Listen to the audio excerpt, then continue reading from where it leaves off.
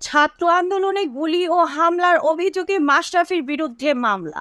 নড়াইলে বৈষম্য বিরোধী ছাত্র আন্দোলনে গুলি ও হামলার অভিযোগে সাবেক হুইপ ও বাংলাদেশ জাতীয় দলের সাবেক অধিনায়ক মাশরাফি বিন মুর্তজা ও তার বাবা গোলাম মুর্তজা স্বপন, জেলা আওয়ামী লীগের সভাপতি ও সাধারণ সম্পাদক সহ 90 জনের বিরুদ্ধে সদর থানায় মামলা দায়ের করা হয়েছে। মঙ্গলবার 10 সেপ্টেম্বর রাতে নড়াইল সদর থানায় মামলাটি করেন শেখ মোস্তফা আল মুজাহিদুর রহমান পলাশ।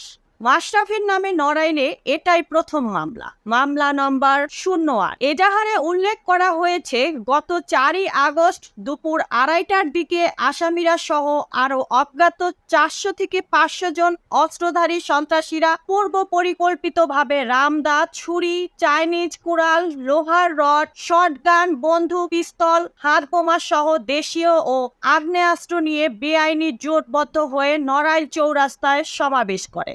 ওই সময় মালিবাগ হয়ে বাংলাদেশ জাতীয়তাবাদী দল ও অঙ্গ সংগঠনের নেতাকর্মী, তথ্য তথা বৈষম্য বিরোধী ছাত্র আন্দোলনকারী ছাত্র জনতার অভিভাবক সহ সাধারণ নিরীহ লোকজন স্বৈরাচারী শেখ হাসিনা সরকারের পদত্যাগের দাবিতে মিছিল সহকারে শহর অভিমুখে সেতুর পূর্ব পর্যন্ত পৌঁছালে আসামিরা তাদের শটগান দিয়ে গুলিবর্ষণ করে আতঙ্ক সৃষ্টি করে। এ সময় বোমার বিস্ফোরণ ও ধারালো অস্ত্র দিয়ে শান্তিকামী আন্দোলনকারীদের উপর বেপরোয়াভাবে মারপিট ও কুপিয়ে জখম করে।